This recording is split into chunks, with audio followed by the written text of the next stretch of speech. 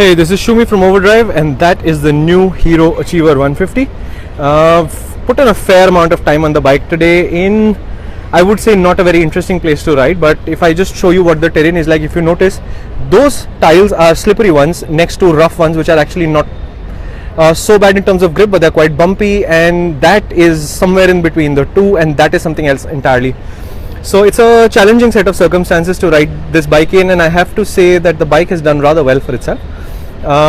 Just to get over the engineering of it first, let's start with the engine. It's not an all new engine. Hero's saying it's a new engine in the sense that it's BS4 compliant now. There's a lot of tuning work that has gone into that. Just look at the size of that exhaust. That's one of the things that was required to be done. There's a more capable, higher capacity, whatever, CAT converter, and other tuning work has been done, which also helps with rideability, and I'll come to that. In there is a vacuum carburetor, is a CV carburetor, and on the other side, I will show you later, is a evaporator or a vaporizer, whatever you call it, which also is part of the BS4 equipment. So that's why the weight tends to push up a little when you do BS4. But Hero says, I think that they say that they've got the balance right, and the bike should return 50 kilometers per liter on the WMTC cycle, which they say is the new reportage cycle for standard fuel economy figures, and it should translate quite well to the real world, better than the IDC figures. That's the new headlight. That's the new headlight. That's the new headlight, and sorry, I repeated myself 3 times, but that's because I'm a little surprised at how unornamented this headlamp is. It's not a very Hero thing to do, but then if you look at the rest of the motorcycle, it's also fairly unornamented, and the reason why it is so simply done is I think Hero is changing in terms of the way they approach design, and also that this customer is a conservative customer who doesn't want too much too aggressive bodywork, and as they put it, it's not a 160 boy racer's bike, it's a commuter's motorcycle. Here's the other side of the engine. That's the vaporizer or evaporator, whatever you call it, that I was talking about. The spec is quite simple. You get a 240mm disc brake. That's what I would buy, because 1,000 rupees less gets you a drum brake front, and I cannot see any reason to do it. ABS etc. will arrive when the laws require it. Until then, this is the basic spec of the motorcycle. What I'm really impressed with is ride quality and handling.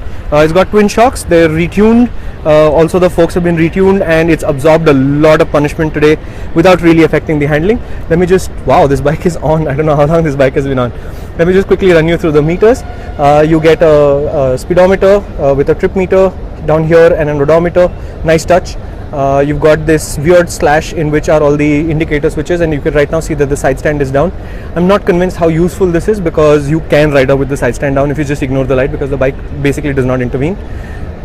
I would say it's a cheap way to put a side stand indication which doesn't really achieve much result. Fuel indication and a rev counter, and of course this bike has I3S, which means if you come to a stop, put the bike in neutral, 5 seconds later the engine will die. When you pull the clutch in, the engine will start up, and if you ride in a place where there are lots of traffic intersections, a lot of traffic lights that you need to stop at, it's probably going to be useful as well. So here's the tail lamp design. From some angles it does remind me of the old Unicorn's tail lamp, but it's a much flatter, longer unit. So when I now see it up close in the flesh, not really that much of a close match to the Unicorn design. Do note the indicators. They are big stubby indicators, as commuting motorcycles tend to be.